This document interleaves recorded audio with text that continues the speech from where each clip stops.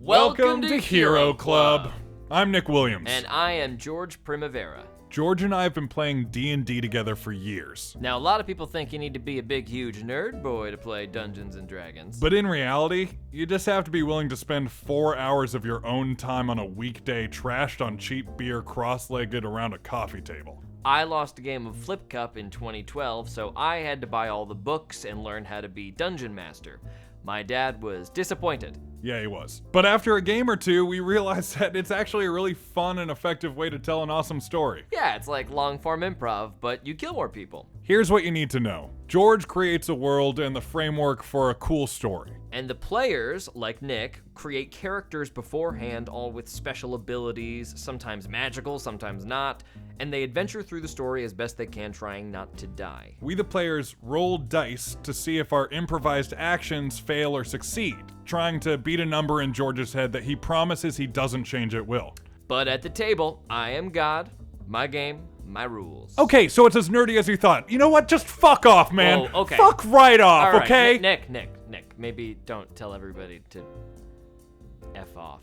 And it's not that nerdy. I mean, we get rid of all that stupid math, and we add music and sound effects and stuff like that, so, you know, it's cool. Anyway, these stories do follow a linear plot, so if you want to know what's going on, start at the beginning of any season you like and have fun with it. Without further ado, welcome to Hero Club! Yeah! Mark 15:28.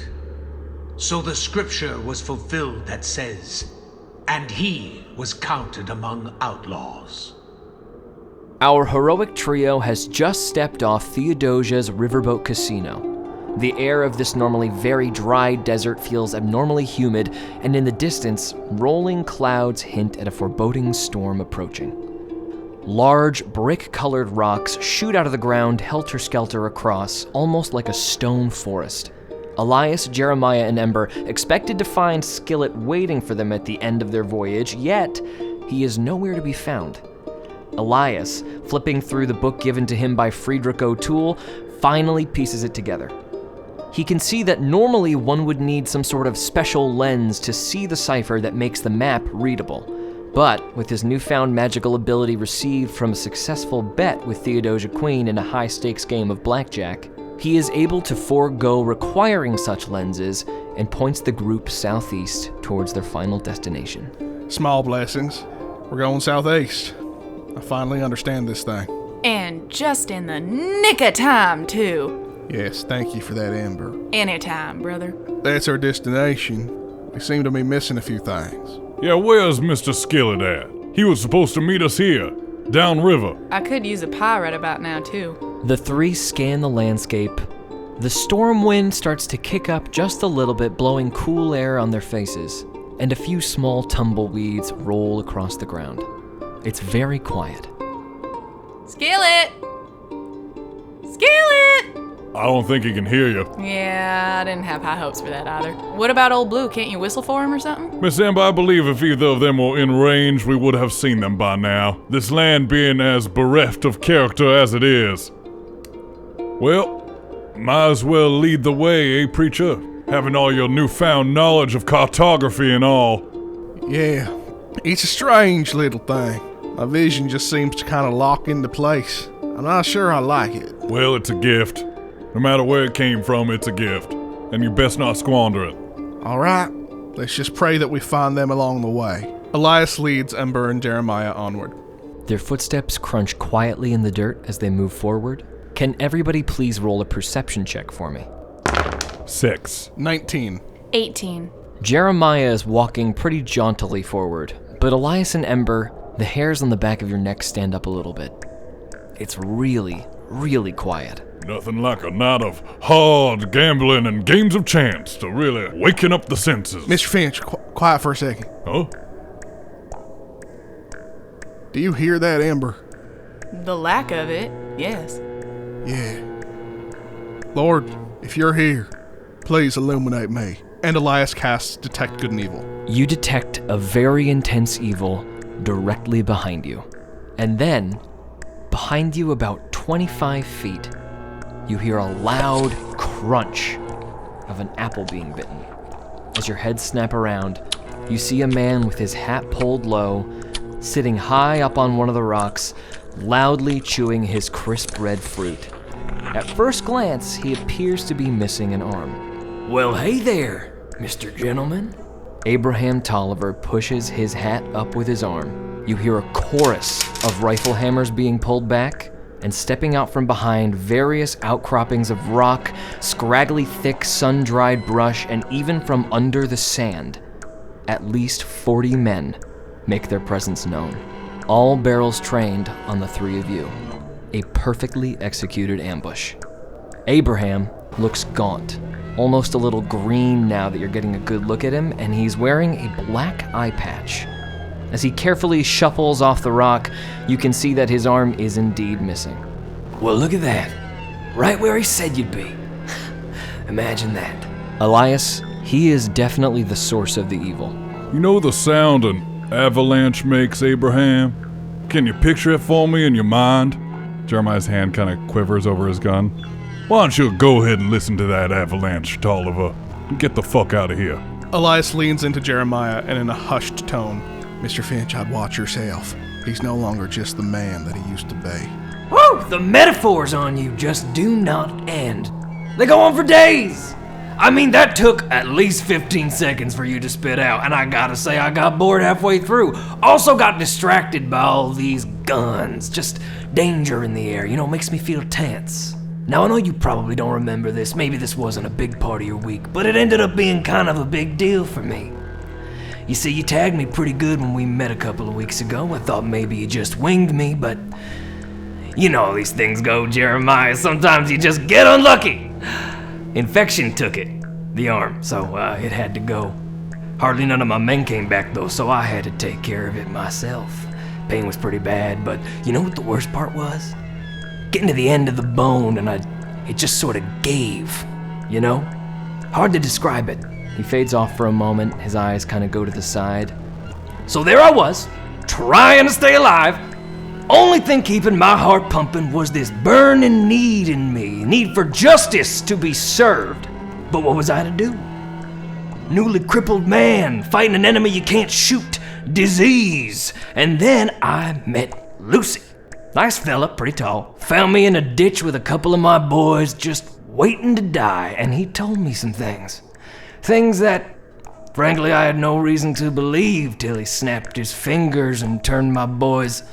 Well, I suppose inside out would be the right way to describe it. So then I started listening real good, and it was a hell of a story, I gotta say. Look, he tells me he's heading down south because he's got an important date with a preacher, but the preacher, he's traveling with a couple of folks who just have their hearts set on ruining this fateful rendezvous. Figured I'd slip some French in there for you, Jerry.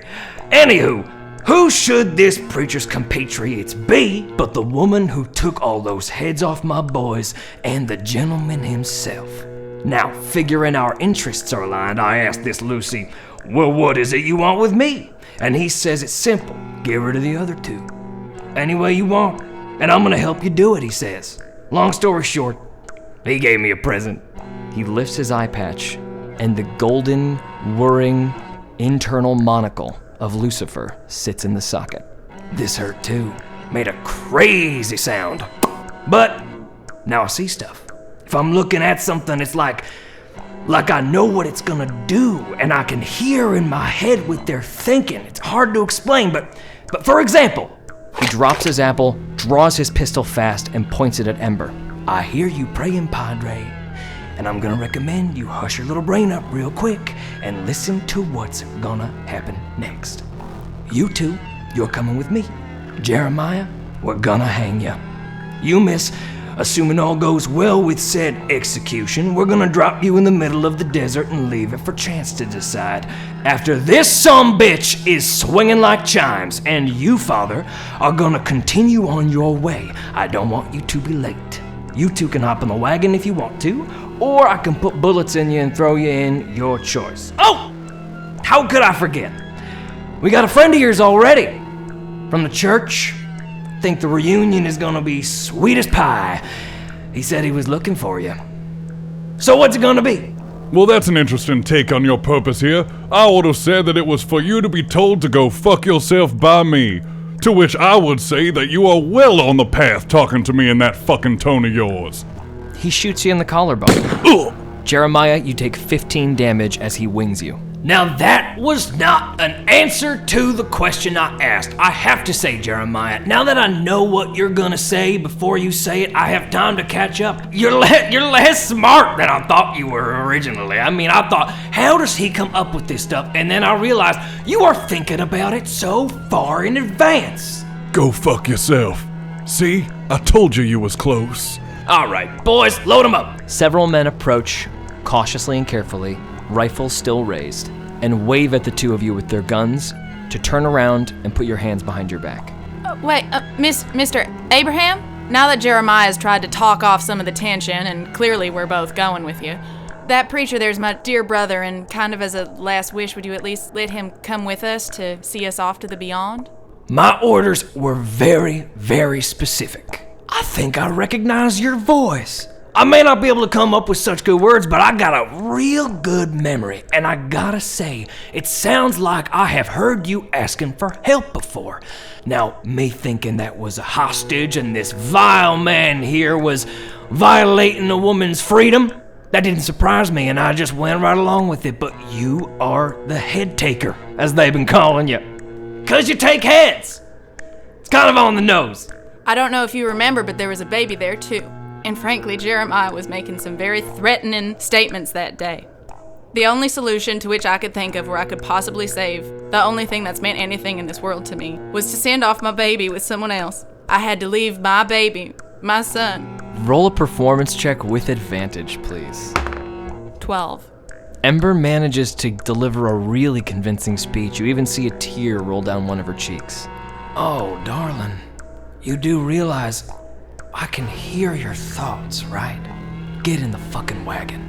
About 15 men are at you and are beginning to bind your hands and your feet. Jeremiah tries very hard to spit in each one of their faces as they do. Can you roll a dex check for me?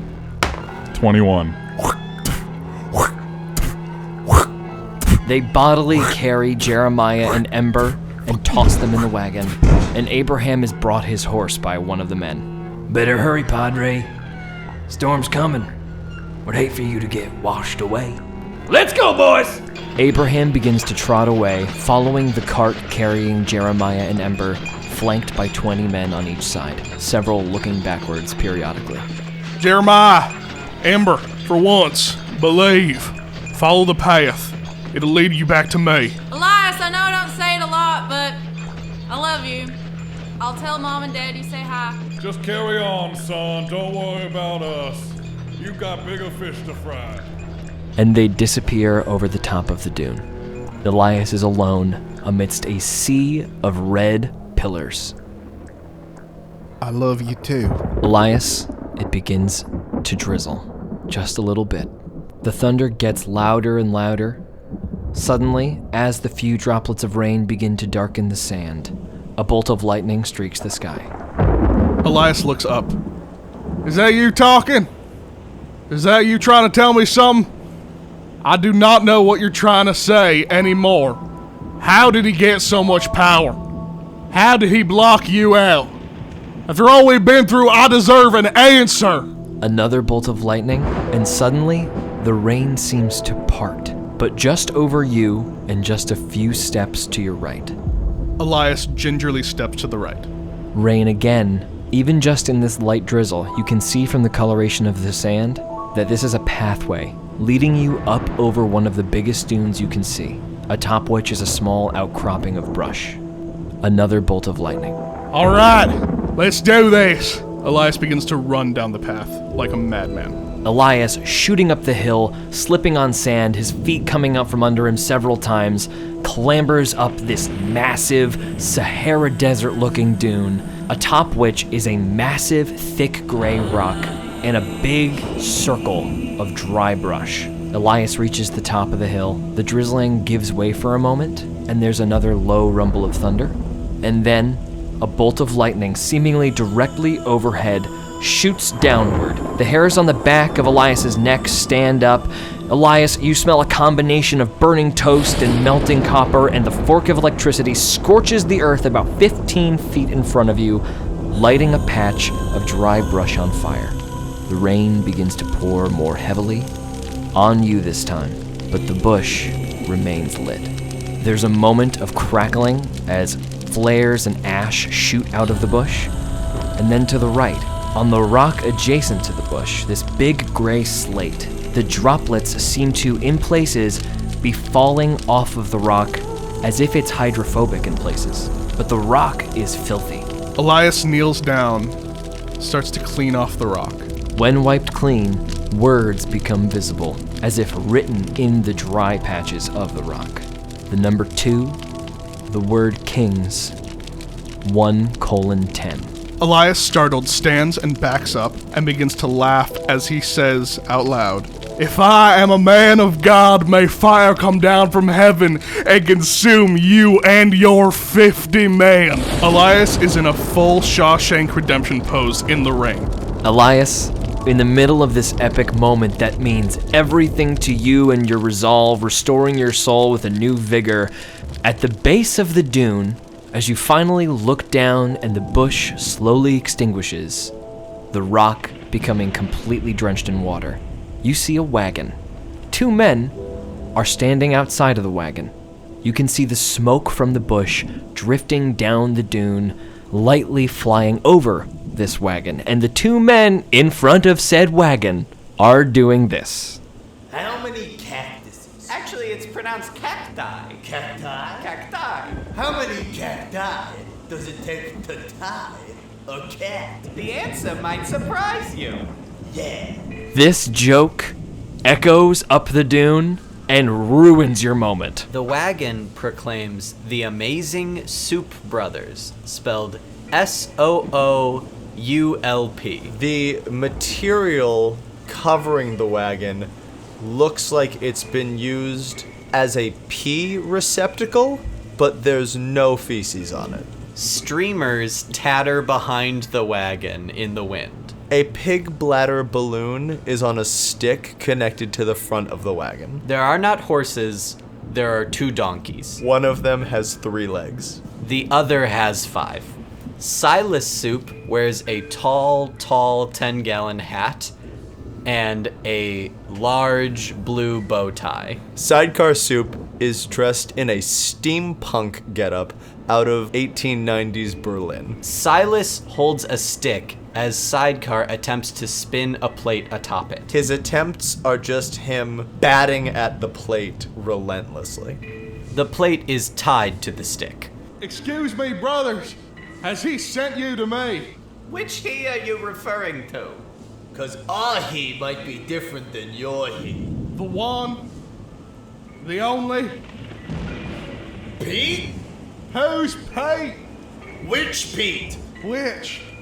Exactly. Which of the 3? The Father, the Son, the Holy Ghost?" Fair enough. That explains everything. Who are you, traveler? "I am Elias Craig, and I believe that God has sent you to test me and then to help me." I am Silas Soup, and I believe that the sun is so hot sometimes. My name's Sidecar. I'm gonna call you Lou. "Silas, Sidecar. Well, where are you going, friends?" Well, that's a funny question, because there's a lot of places we're not allowed to go anymore. You ever heard of Europe? "Yes, I have. Might I walk with you a spell?" It's a big desert. Go for it. We'll probably use the wagon. "I'll be right there."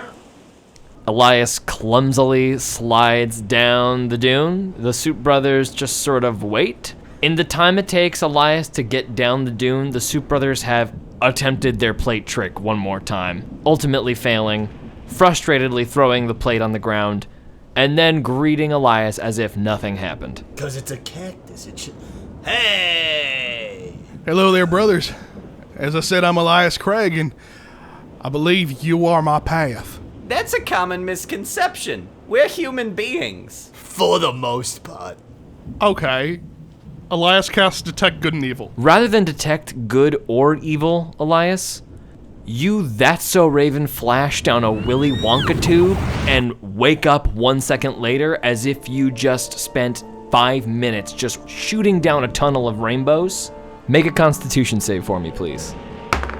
16. You puke in your mouth just a little bit, but you swallow it in time. We got a regular gulpy Gus over here. I'ma call him Lou. Are you two angels? Yes. Well, not no, No. but also not yes. Eh? See, we're performers. We're working on our act. Vaudevillians, if you will. It's a term we're trying to coin. Do coins exist? We've been in the desert for 20 years. You'll have to forgive me. Your angelic speech is just too complex for me to comprehend, but I think I understand. You've been wandering in the desert for 20 years waiting for a performance, waiting for someone to come along. And that time has come, the stage is set. Am I following a little right? Bingo up, bango, Louie. Nailed it in one. Sidecar full shrugs to Silas. Should we let him wander with us, brother? If he wants to. Putting it in the act. Well, brothers, I guess the first stop on the path is to save my compatriots. And then on to the stage we go. So lead the way. What exactly are we signing up for with this whole compatriot thing? Well, you see, my sister, and a gunslinger, a friend, is out there. And with your help and God's will, we're going to smite them all down, and then onward to Lucy we go. Did you say Andy Gunslinger? Is that a guy?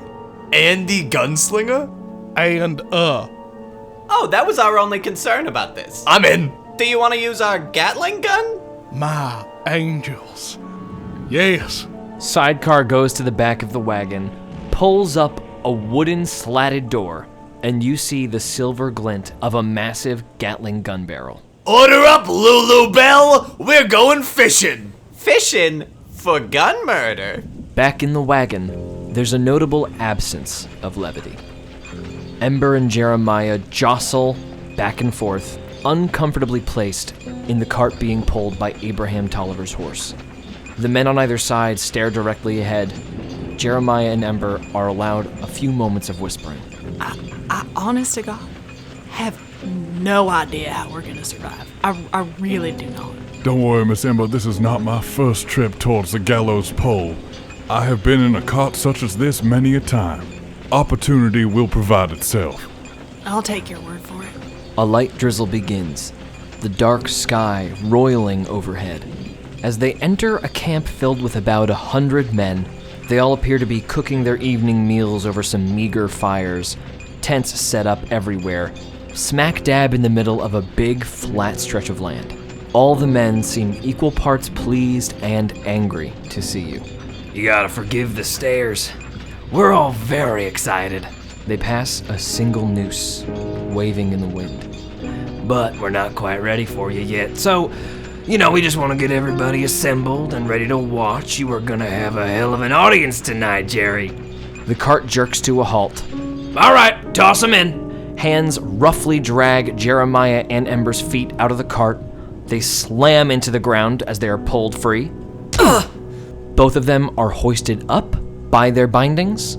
Okay, well, I recommend bracing yourselves. You're gonna have the wind knocked out of you something awful. And you are thrown into a big pit, about 15 feet in diameter, and as you fall, you realize at least 15 feet deep. You impact on the ground. Both of you, please make a Constitution save. 14. 17. Both of you succeed. The air is not knocked out of you, but you do both take 2 damage upon impact. It's dark down here, but flashes of lightning briefly illuminate the hole every once in a while. You pull yourselves out of thick mud, your fancy clothes utterly ruined, and then a small knife shoots down and lands blade down in the muck. You can cut yourselves free while you wait. I'm not an asshole. Jeremiah makes short work of his ropes and then turns the knife onto the ropes, tying Ember. All right, boys, let's get it set up. As you look around, it's extremely dark, but a flash of lightning illuminates another body in the pit with you. but their face is covered in mud, and you can't see who it is. Ember walks over and gently nudges its foot. It twitches very weakly. She begins to slowly clean off the figure's face. As you wipe the dirt away, you recognize Frederick O'Toole, beat to shit. Blood covers his gums. Even in this darkness, you can tell he is brutally injured. As you unbutton his shirt, following a trace of bruises, you see his entire torso is completely black and blue. And as you press against his ribs, you find that they are in pieces. Every breath must be agony. Make an investigation check for me. 18. In his top pocket, you find a very delicate pair of spectacles, smashed. Friedrich gasps in pain as your hands come into contact with his shattered ribs. His eyes flutter open in shock. He recognizes the two of you almost immediately, and a very depressed look comes over his face as he closes his eyes again, laboring with each breath. Pardon my candor, Mr. O'Toole, but we've met under better circumstances for sure. A weak, wheezy laugh, but no verbal response. Frederick, I'm so sorry. And Ember begins to slowly clean off the rest of him that she can while being as gentle as possible. He winces, but otherwise makes no reaction. Mr. O'Toole, in your current situation, I know it is hard to speak, but how did you come to find yourself in Mr. Tolliver's care? He turns his head towards you, eyes still closed, and tries to spit out something. Followed me after the church. He reaches into his top pocket, shakily pulls out the spectacles, which are absolutely shattered and bent. Forgot to give you these. He drops them in the mud. Now, would I be right in assuming that those are meant specifically to read that kooky book that you gave us? Weakly nods. Well, we have no need of that. Elias got fancified new vision from Mephistopheles. Friedrich's eyes open and his breathing stops for a moment, and he closes his eyes again. Go figure. Bridget, don't worry. Elias isn't with us. He's on his own, and he has the book and can understand it. If he did as we told him to, he is well on his way to the devil right now. Friedrich's eyes shoot open. You see an adrenaline rush come over him, and he spits out, He can't go alone. Nah, if I know my brother, he probably didn't listen to you, Jeremiah. No offense. Oh, none taken. I was hoping he'd disobey. That's why I said it in the first place. He'll use him, otherwise he'll use him to... The words become too painful, and he resumes clutching his side. Convalesce now, friend, while Ember and I figure out a way out of this pit here. Wow, episode 7, and only 3 more to go after this one. Well, while you wait for the rest of the season to be released, go check out our website at www.heroclubpodcast.com and follow us on Instagram at Hero Club Podcast. Then I want y'all to go check out the Weird West D&D supplement over at magehandpress.com. And be sure to use the discount code Adversary to get 25% off. The guys over at Mage Hand Press have done an incredible job, and diving into this handbook will give you the know-how to put your players at odds with a Gatling dragon and his horde of gun snakes, or, other incredible Wild West twists on classic Dungeons & Dragons. So thanks again for listening, y'all, and back to the show. Jeremiah. What, you shit kicker? A noose flops down into the pit. It's time. You can put your foot in this one. We'll put your head in the other one. You can go fuck yourself and come down here and put my foot in it your damn self. Let's put it this way. Put your foot in the noose, or I put a bullet in your friend. The hammer clicks back. Tick-tock. Jeremiah puts his foot in the noose. Hoist them up, boys. Upon noticing the guns have been trained away, Ember slides the assassin's blade, which somehow went unnoticed, off of her own forearm and slips it onto Jeremiah's. She then takes a moment to use the dagger to cut off her now ruined gown, revealing her plain uniform from before handing that to Jeremiah as well. 2 men hoist Jeremiah out of the pit. Abraham is standing by the noose, his head turned away from you, but he yells over his shoulder, Oh, get that knife I threw back down there. I don't want them pulling nothing. Jeremiah throws the knife at the nearest man. You can have it back. Oh, did he get you? Did he get you? Bill, did he get you? Not too bad, boss. Bill coughs up some blood. Oh, you know the rule, Bill. If you get tagged, you're out of the game. He pulls a gun, shoots Bill in the head. Wait! Time to hang you. Come on. He grabs you by the hand, leads you to the noose, and as he's walking you to the noose, he says, Hey, I got a question for you. Feel free to not answer if you don't want to. I understand circumstances being what they are, but all this shit about God and the devil, I mean, do you believe in it? Because I'm not sure if I fully buy it. I mean, are you some kind of holy warrior now, Jeremiah? Is that what you've become? Holy enough not to fraternize with pig fuckers. And Jeremiah headbutts him. Oh! Yeah. Well, I guess we're gonna make you a martyr. Get him up there. he shoves him towards the noose. 2 men flank Jeremiah and tie his wrists behind his back, and they walk him up to the stairs, putting him atop a stool. Got anything you want to say? Well, if you'll indulge an old man, with such a wonderful audience here, might I tell one of my tall tales from my past? I promise it will be a good one. Oh, boys, these are famous. Everybody gather around, and don't you dare take your fingers off the trigger. Go on ahead, Jeremiah. I'll start this off with a base assumption that all of y'all know the basics of my illustrious career as an outlaw. This will be about the time that me and the Hageman's Fork gang were sowing chaos down the entire southwest side of Wyoming. It gets quiet in the pit as the commotion moves further and further away from the hole. But as it gets quieter, you notice Friedrich very weakly tapping the mud next to you, trying to get your attention. Ember, having fully removed her fancy regalia, turns to Friedrich with her full attention. He waves at you again, gesturing for you to put your ear to his lips. Ember crouches down and leans close to the man. Ember, can I ask you a question?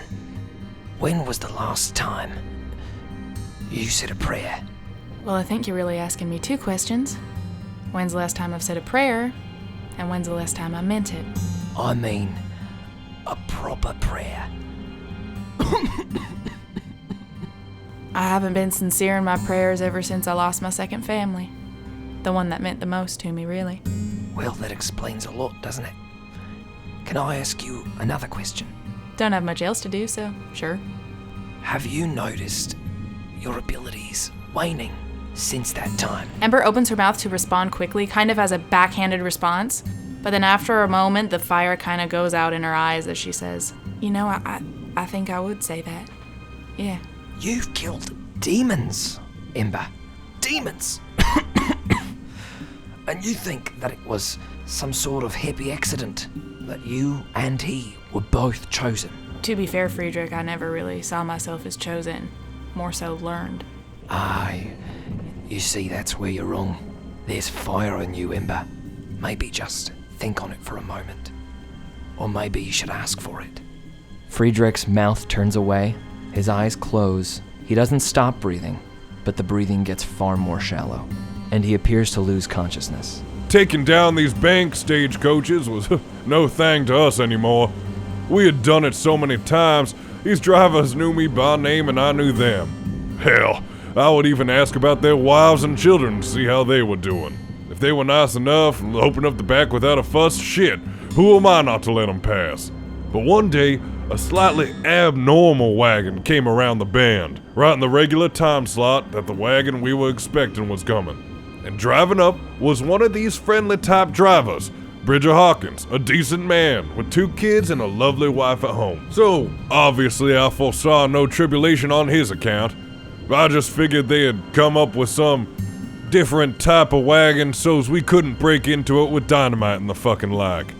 The very notion of which made us laugh in our saddles upon the approach. But as old Bridger got closer, we noticed a queer kind of look on his face. A sort of bloodless disquietude I had never seen in one of these drivers before. And I say to him, Why, Bridger, what's gotten into you today? We are on our regular schedule. And he merely shook his head, sweat now pouring down his brow, and looked to the back of the caravan. Far away in the distance, the donkeys are tearing the ground up, the wagon traveling at least 40 miles an hour. These donkeys are hauling ass. Spread 3 across the front, the Soup brothers flank Elias, who is clutching his seat, desperately trying not to vomit. Silas and Sidecar sing an insane song. When the one donkey loses its front leg, The other donkey gets a foot. and the donkeys run together. They run till they go kaput. Oh, donkey, donkey, running, donkey, running, running. What is this, Hymnal Brothers? Just a song we're testing out. It's a potential part of the act. Join in. Oh, Now, we had dealt with the bank attempting vulpine trickery like this in the past. Loading the cart with Pinkerton agents, tripwires, cases of fake bills, but what we did not expect was for the bankmen to be so unhinged as to put a live fucking cougar in the back of one of their wagons. You heard me correct. All right, hit us, preacher man. We're getting real close. give us the stew, Lou. There is going to be a man ready to be hanged. He is an ally. Do not harm him. And my sister, I can only assume, will be the only woman there. Do not harm her. I want to start off by saying, plan-wise, we should use the gun. And for clarification, we mean the gun that we have, not their guns. Don't use their guns. If we can avoid it. Oh, if God wills it, the gun shall be used. So yes to the gun then. Okay. We are going to ride that cart down into the encampment. When we get inside of them, you let loose on the guns. And I'm going to make a sermon. A full stock male cougar in his prime. Now, Corbin Bug-Eye LeBeau, y'all know him, infamous French explosives expert what worked with us, would of course spearhead these wagon and safe openings on account of his expertise with nitroglycerin and the like. But you would not believe his stupefaction when the door swung open and he was met with 4 full claws landing full bore on his chest. That beast gave him his entire considerable weight. Corbin fell straight back in the mud, hollering and carrying on like, well, I guess like a Frenchman who's being attacked by a live cougar. And that cougar proceeded to attempt to maul him. Now, we shot it a multitude of times, but bear in mind that this was an alpha cougar, full grown, a man-eater. And it was June, so I imagine he was in heat. All right, brothers, get ready. We're almost there. Brother, let's prepare. A 1, 2, 3. Sandwiches. 1, 2, 3. Goldfish Bologna. disease. 1, 2, 3. That Casket? feeling you get when you're not quite sure of something. We'll get there. Keep trying. Good. He starts going to town on old Bug-Eye, tearing him limb from limb. I'm amazed he survived. Which, of those of you with poor constitutions in the crowd, I will tell you he did. Took 4 sawed-off blasts from Big Zeke and 6 cylinders from each of my trusty Schofields to put the bastard down. And I'll tell you, he was mad as hell up until the very end. Now, Byron Kane, he actually was the one who came up with the idea, the hilarious idea, to prop up the corpse of the giant creature where Bridger had been. Of course, we had to kill Bridger on account of his treachery. Friedrich. Friedrich. Ember glances around, knowing full well that there's nothing that she can do, before quietly getting down onto her knees. She sits back on her heels, head bows slightly. Hi, Lord, God, Jesus, the Spirit, Mary. I kind of forget how I should start these or who exactly I should address, but I'm sorry if it seems like I've forsaken where I came from. It seemed the easiest way to deal with the discomfort of my past was to forget about it. I don't know how we're gonna get out of this. So I'm praying for you to send some help. You feel a warmth flood your whole body. Ooh. Okay. Show me what to do. As if by instinct, Ember, you cup your hands and bring them to your chest, and like a lighter, a blue flame appears in your hand. You stare at it for a moment, and you hear behind you, "There's the fire." We sent the whole thing back to Laramie with a dead cougar mule skinner at the reins and 4 scared horses running like hell. Okay, what's the point of this little tale, Jeremiah? The noose still tied around his neck, Jeremiah this entire time has been dislocating his thumb and silently sliding it out of his bonds. Well, Abraham, the moral of the story, of course, is don't fuck with an old cougar when he's in heat. Behind Jeremiah, a pillar of thick blue flame shoots out of the pit. Everybody reels back, and over the roar of the fire and the gasps of everybody around Jeremiah, you hear a voice yell, "No!" Sidecar, furiously snapping the reins, guides the wagon around the encampment as Silas, manning a seated Gatling gun, shoots out of the wagon on a thin piece of wood that sort of wavers like a diving board as the gun rattles off multiple rounds into the crowd of these corrupt lawmen. On lefty! On Tonto! Yip yip! On top of the cart, holding on for dear life, but with a look of determination in his eye, Elias, with one hand raised, yells to his compatriots. His voice booming like thunder, a faint black smoke begins to drift off the cross around his neck. Abraham Tolliver, I know you and all your followers fancy yourselves masters of the dark. Those who follow Lucy always think they know more about the darkness than those that walk in the light. But you've all forgotten one very important thing. God only said, "Let there be light," because he was born in the darkness. And out of his hands shoot a plague of locusts that fill a 20-foot sphere between the crowd and Jeremiah, completely engulfing Abraham. Abraham, swatting locusts as fast as he can, clambers up to the noose. Ow! God damn! God damn it! You are gonna fucking hang today, Jeremiah, if it's the last thing I fucking do! He kicks the stool out from under you. The rope goes taut. Jeremiah wraps his legs around the back of Abraham Tolliver, unsheaths the blade on his wrist, and starts stabbing the shit out of his neck. Make a grapple check for me. 14. Your legs wrap around him. Make your attack roll with advantage. Nat 20. And Jeremiah stabs again. 23. Another hit. A total of 19 damage. Ah! God damn! While this is happening, in the midst of a giant crowd of locusts, members of the posse are falling to a hail of bullet fire from the machine gun. At times, limbs are being completely blown off. I'm very sorry, I've been there before! Several locusts force their way into the posse members' orifices, and they fall to the ground, screeching and writhing. And behind all of this, out of the blue pillar of flame, steps Ember, her eyes glowing a light blue, her arms outstretched, and in her empty palms, two swords made completely of blue flame appear in her hands. We are putting her in the end! Oh, definitely! Get us closer, brothers. I'll protect us.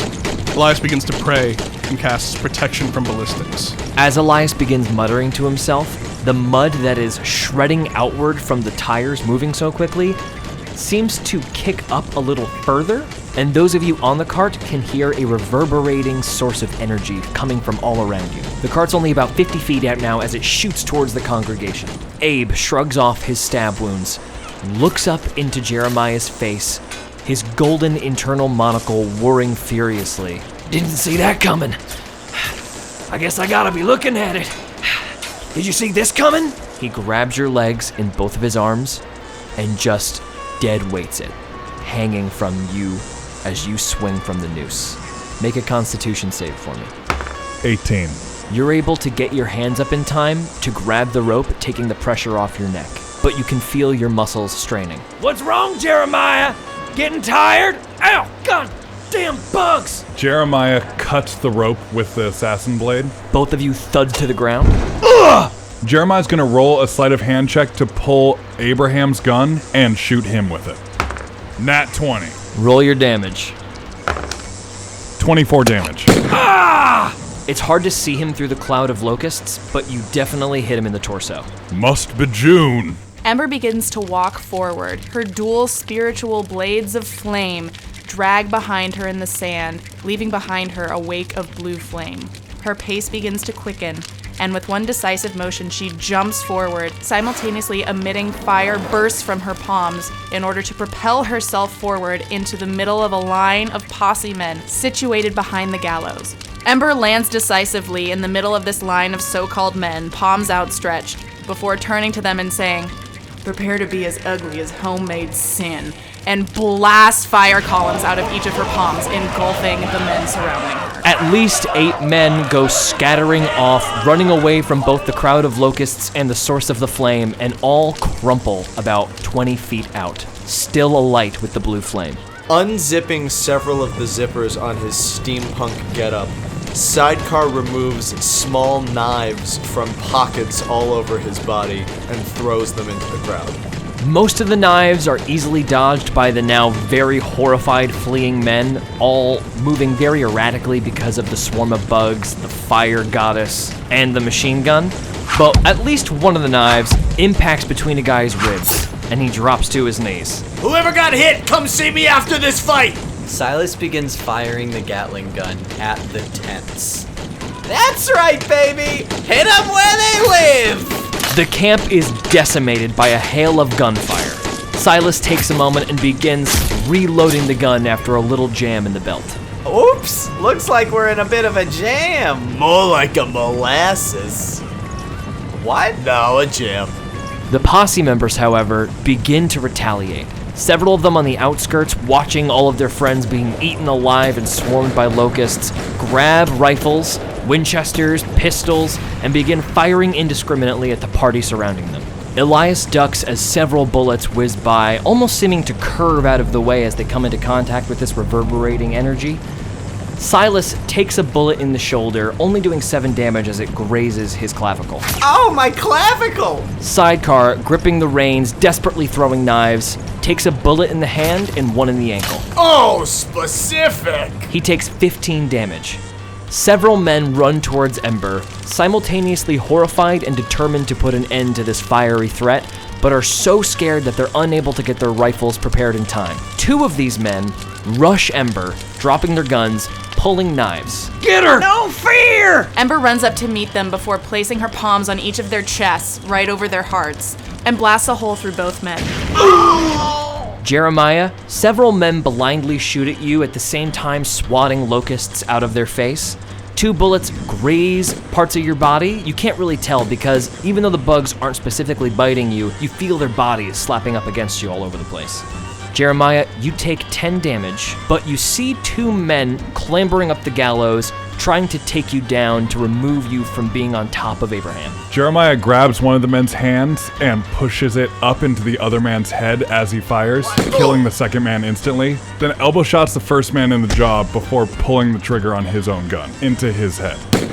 Mustache Jim Goggins, from across the expanse, levels his Winchester at Ember and fires. Lights out, meatball. The bullet goes wide. Darn. As the wagon shakes, Elias grabs a hold of Sidecar to steady himself. "Steady, brother, we're not done yet," and casts Cure Wounds and heals 16 points. The wounds on his hand and ankle begin to shrink to nothing. Whoa. Hand. "Hey, old man, you believing yet?" And casts Healing Word at 4th level. Heals for 17 points. Whoo, you might just make a church-going man of me yet, Elias. Abe, clutching his gunshot wound, yells at his men from underneath Jeremiah's boots. You stupid idiots! Shoot him! Shoot him! Jeremiah silences him with a boot to the throat. 27. Hit for 6 damage. Read my thoughts now. And Jeremiah puts the barrel of Abraham's pistol right up against his mechanical eye and pulls the trigger. The gun fires, but Abraham doesn't react, and as you pull the gun away, you see that the bullet has turned to dust and gets blown away by some random wind, and Abe says, "I can see that you're scared." Well, can you see this? And Jeremiah does the exact same thing to his real eye. Oh, fuck. Abraham's brains splatter across the gallows. Ember, seeing 2 cronies run up on either side of her, begins to condense the giant columns of flame emitting from her palms into 2 long swords. Running up to meet them, Ember takes her swords and slices them through vertically, each half of each man kind of wobbling a second in the sand before flopping over with a dull thump, and she runs up to the gallows to Jeremiah. Jeremiah, this fight ain't over yet, and we still have a long way to go. I know you've forsaken the man upstairs, but I really think it might be time if you revisited that just now. Just say a little hey. Jeremiah looks behind her and realizes the carnage of fire that she has just sown, takes a beat, and then drops to his knees. God? I've done a lot of bad things, but I've been good. I've been so good recently. I've been helping these two. Can I get fire hands? You feel an energy almost like a mother shaking her head, tisk-tisk-tisking at you. Please? After a moment that lasts a little bit too long, somebody getting ripped apart by locusts in front of you as you clasp your hands with your eyes closed, you feel a very reluctant warmth enter your palm, but there's no flame. I don't think it worked. Well, you can't ask for something that isn't yours, dipshit. You have to be a little more sincere. And Ember jumps off the stage into a slew of men. Jeremiah makes sure she's gone, and then says, God, if you're up there, I'm sorry, but I need your help now more than ever. Please. The warmth floods from your palm into your entire body. Before you can really register anything, you see a man running up to you with a big bayonet, polearm style, shrieking a kamikaze scream. Jeremiah, without looking or breaking focus, points the pistol and fires at the man. There is a hole punched directly through the man's face, and you realize that your pistol is out of ammo. Ooh, thank you, God. Thank you so much. You're a good God. All right, let's speed this baby up. Silas, take care of Magic Lou. Sidecar removes 2 knives from within his cool jacket, uses one knife to cut the balloon from the cart and the other to cut the reins for the 5-legged donkey Tonto. He then leaps onto Tonto's back and, swinging the balloon like a mace, goes riding into the crowd of men. Eat balloon and a kick from Tonto. Sidecar plows into the crowd and the swarm of bugs, about as gracefully as a man clinging for dear life on the back of a rabid bucking horse. The balloon whiffs twice. Hey, magic guy! I was thinking I could use some of the dynamite. Silas lights a stick of dynamite and hurls it towards the crowd of men. Courtesy of the Soup Brothers! The Brother Soup! The dynamite lands smack dab in the middle of a crowd of about 6 people, all of them being eaten alive by bugs. As the dynamite lands in the center of them and the smoke kind of kicks up into the air, there's a little bit of a reprieve from the bugs. Oh, thank God. No more bugs. So much better. Again! I've been there, I'm very sorry! The posse members are starting to regroup now and have sort of made it out of the swarm of locusts after several more of them succumb to the weight of the bugs. Rifles aloft, they begin to fire blindly at the carriage, which is slowly decelerating as Lefty, the 3-legged donkey, desperately tries to pull too much weight behind him. Plenty of men peg Jeremiah in the crowd of bugs, which seem to be ignoring him, and light him up. Jeremiah takes several bullets to his extremities, and at least 2 of them slug solidly into his thigh. Jeremiah takes 57 damage. An immense number of bullets fly towards the carriage, most of them flying completely wild, but one man manages to make it up to the carriage and fires his Winchester directly up at Elias, which catches him in the shoulder. However, having gotten too close to the carriage, Lefty panics at the gunshot, and he succumbs to the donkey's hooves. Kick him good, Lefty! Kick him thrice. Elias only takes 6 damage as he barely dodges out of the way of the brunt of the bullet.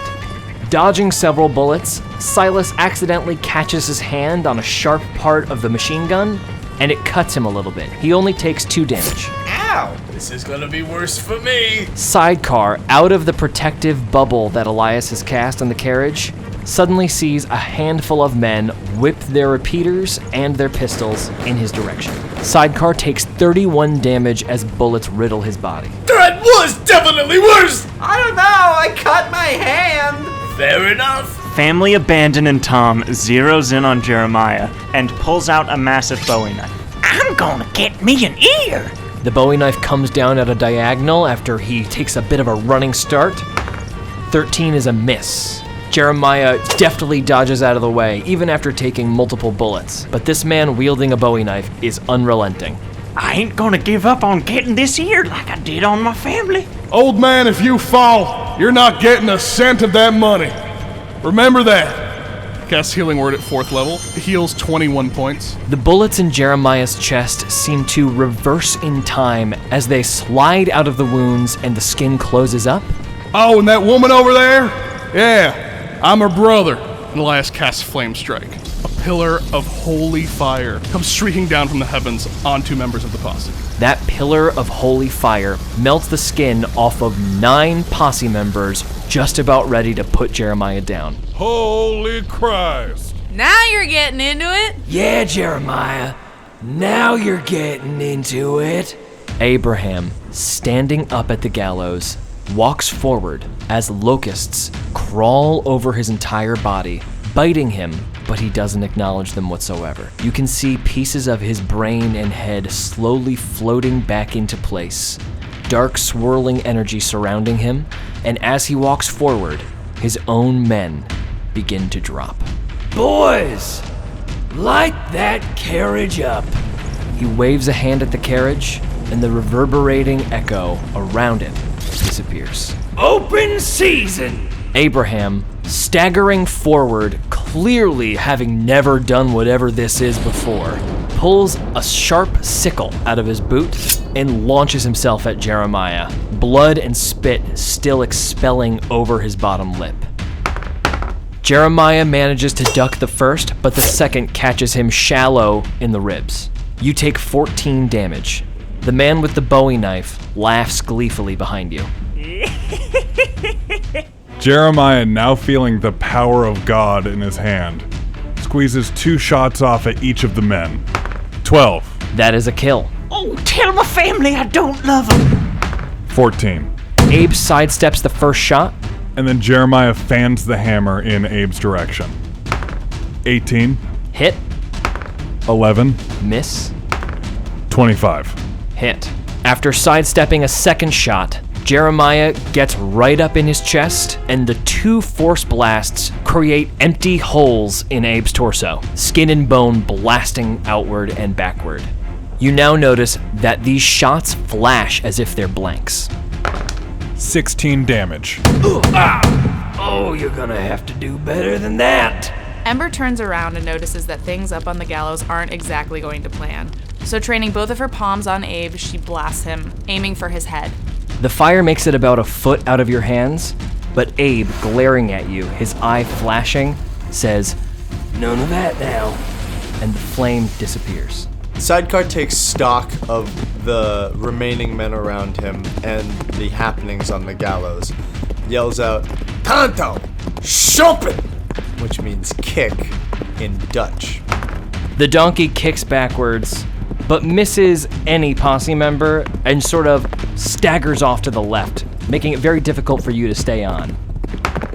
And in fact, you slam into the dirt. Hopping to his feet, Sidecar yells again, Tanto! Shopping those guys! And slaps the donkey on its rear as the 5-legged donkey runs off towards the men. It's hard to tell if the donkey nods, but it barrels into the crowd of posse members, scattering them, and stomping 2 of them beneath its 5 hooves. That's obviously what I meant the first time, stupid donkey. No longer enveloped in the protection spell, Silas cuts loose Lefty, the 3-legged donkey that has been left behind, and hops on his back. "Time for us to charge, Lefty!" he cries as he wraps his hands in some torn-off wagon covering and lights both of his hands on fire in an attempt to shoot flames from his own hands. Burn, baby! Ow, motherfucker! Silas takes 3 damage as he hurriedly tries to remove the now on-fire wrappings from his hands. The posse members turn their attention away from Jeremiah, preferring instead to leave him to Abe. However, the others train themselves on the carriage. Elias, looking a little shocked and wide-eyed as all the gun barrels point towards the carriage, shields his eyes and then feels hot metal tear through his body. He takes 58 damage. Wood splinters all over the cart, one of the wheels gives, and it sort of crashes onto its side. Silas and Sidecar, having garnered quite a lot of attention, are also engaged. Hey, we stole that cart! Silas takes 20 damage, and Sidecar, proudly looking after Tonto, turns around, sees 4 gun barrels pointed at him, and manages to duck most of the bullets, except taking one just an inch above his heart. I have the worst luck! Blue-tongued, Spanky Panzeram pep talks himself behind a pile of dead bodies. All right, Spanky, this is what you've trained for. He bursts out over the top of the small hill of corpses, True Grit style, with 2 repeaters, one in each hand. He is firing them off and spin reloading them at Sidecar. I also believe in God! Sidecar, closing his eyes, wincing, hears 3 bullets whiz over his shoulders. And then 1 bullet hits him right between the eyes, and he falls back stiff as a board. All part of the... No! The act has me die in a hail of gunfire! Elias mutters a few words and casts Mass Cure Wounds from a point emanating in the middle of the battlefield, hitting all of his allies. Everyone heals 28 damage. And once again, the cross around his neck glows a faint blue, and a giant cross glides into the battlefield, hitting the nearest man. 27. The floating cross decapitates the man instantly. Elias takes cover behind the wagon. Abe, staring into Jeremiah's eyes, begins to smile as he twists the sickle. Hurts, doesn't it? What if I could make it all go away, Jerry? Why don't you look at me a little closer? Come on now, don't be afraid. Can you please make a wisdom save for me? 14. Jeremiah, the world goes completely dark, except for in front of you. You see floating in nothing, the golden eye, whirring and turning.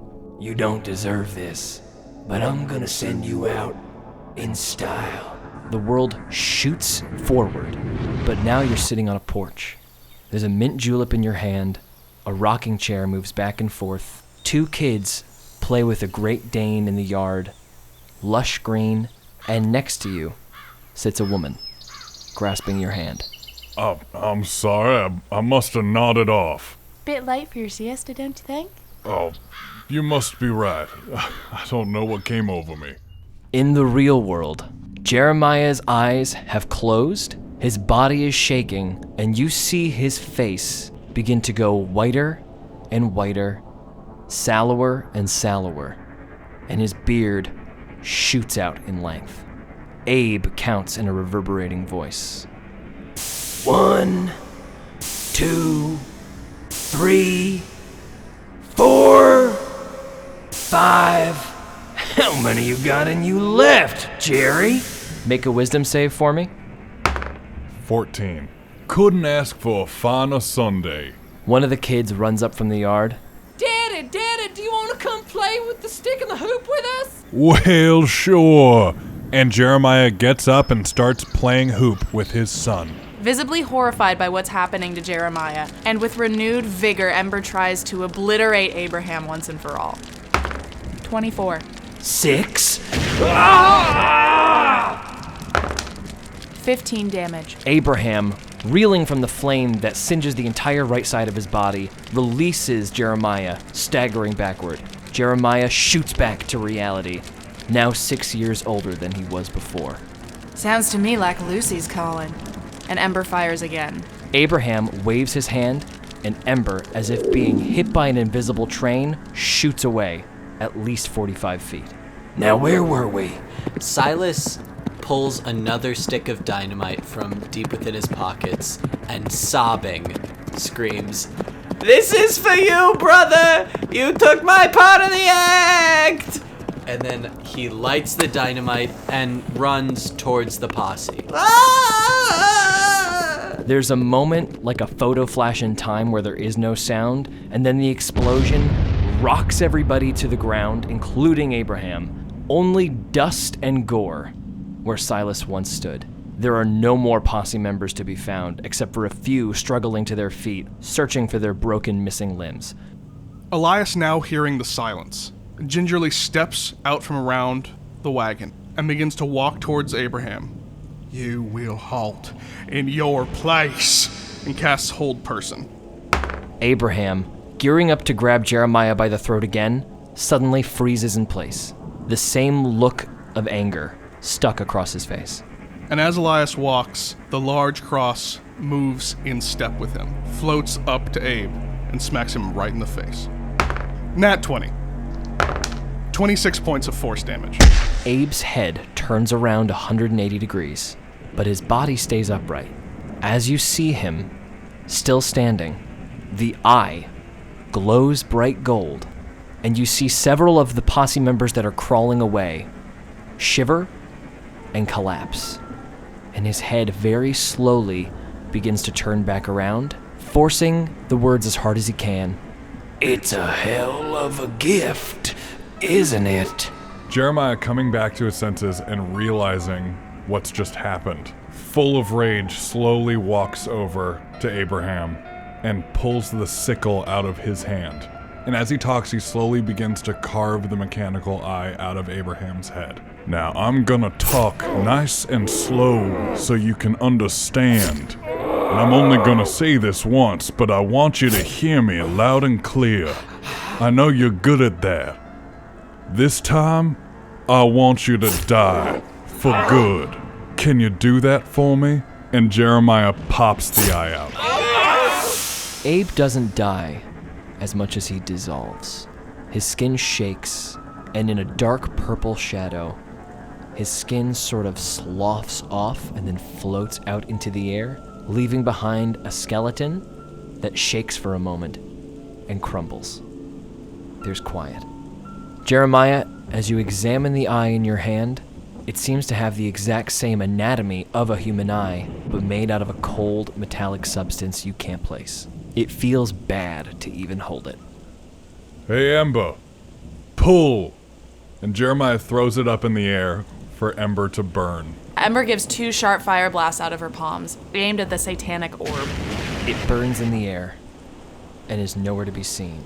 But as it goes, you feel like you hear a scream, but not with your ears. Ember looks down at her hands as she fully takes in what just happens before a look of realization dawns on her face, and she looks pointedly at Elias.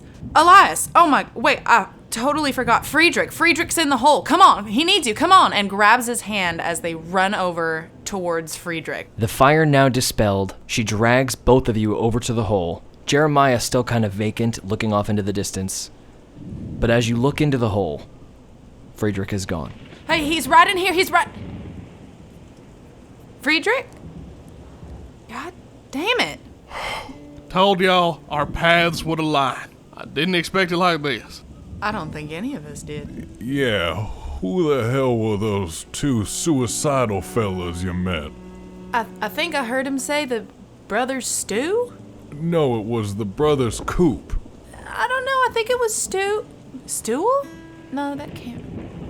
It doesn't matter. They were angels sent down in mortal form. They done their duty, and they shed their mortal skin. They're up in heaven now. So, East was it? East. And guess what? God's here. He was just hiding a little. The 3 look at each other, exhausted. The corners of their mouths lift just a bit, and then Jeremiah. Come on, let's go find our shit. We're coming for you, Skillet. In the bright noon desert sun, we quickly pan back to the site of the brutal carnage. We're amongst scores and scores of corpses. Several body parts appear to be violently smashing together and crudely reforming, until finally, Silas and Sidecar stand up, completely naked, clean as the day they were born. Were you the one who was supposed to die in the gunfire? Yeah, I do the gunfire, and then you're supposed to get trampled by the donkeys. I get that wrong every time. We'll do it again. Where's that guy I hit with the knife? I need to talk to him. Lightbringer,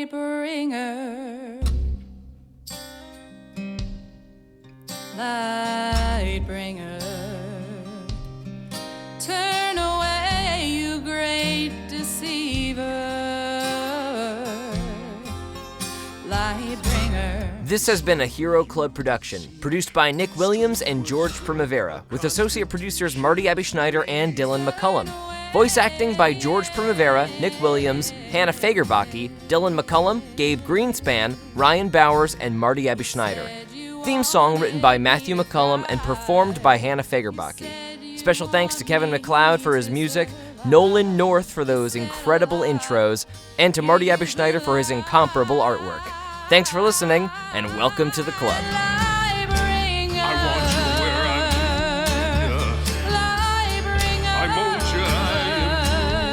You think you're quick, you think you're wise. Think you're on my level, let's roll them dice.